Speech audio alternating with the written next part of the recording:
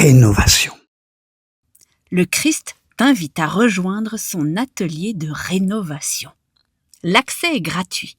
Il suffit juste de présenter le QR code que le Saint-Esprit t'aura envoyé lorsque tu as fait alliance avec le Christ, lorsque tu t'es uni à lui. Bien sûr, c'est une manière parabolique de présenter la conversion. Mais sache que le Christ ne t'oblige pas à le visiter dans son atelier de rénovation. Mais si tu ne le fais pas, ta vie ne changera pas vraiment. Tu as sûrement besoin de régler un certain nombre de conflits, de difficultés, de mauvais fonctionnements en toi qu'une conversion ne règle pas d'un coup de baguette magique.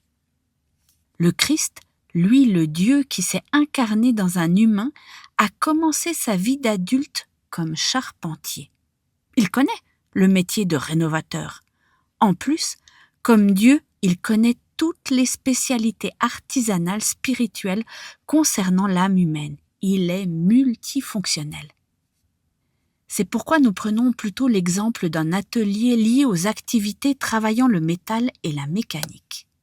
Dans son atelier, il s'est adjoint une équipe de disciples à qui il a appris le métier. Des hommes, des femmes, de toutes les races.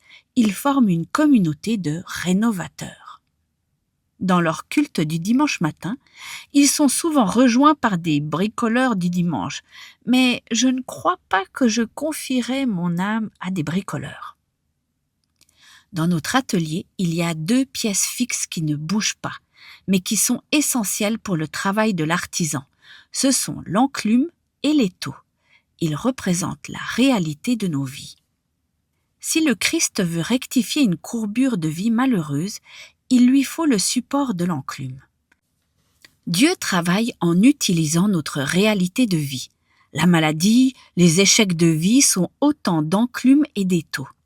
Oh, bien sûr, il peut faire un miracle, éliminer la maladie, mais le miracle n'est pas toujours la meilleure solution pour nous équiper pour la vie. Ce qu'il faut savoir, c'est que Dieu ne nous casse pas. Il sait manier les outils parce qu'il nous a créés et il nous connaît parfaitement. Il sait jusqu'où il peut nous courber, nous rectifier.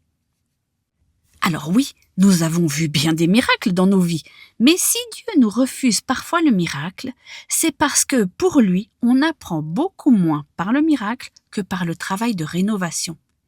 La rénovation est liée à la souffrance, mais Dieu ne va jamais au-delà de ce que nous pouvons supporter. Faisons-lui confiance, il sait jusqu'où il peut aller dans la rénovation. Réjouis-toi, la rénovation portera des fruits jusque dans l'éternité. Laisse-toi rénover. C'est ce qui s'appelle dans la Bible la sanctification.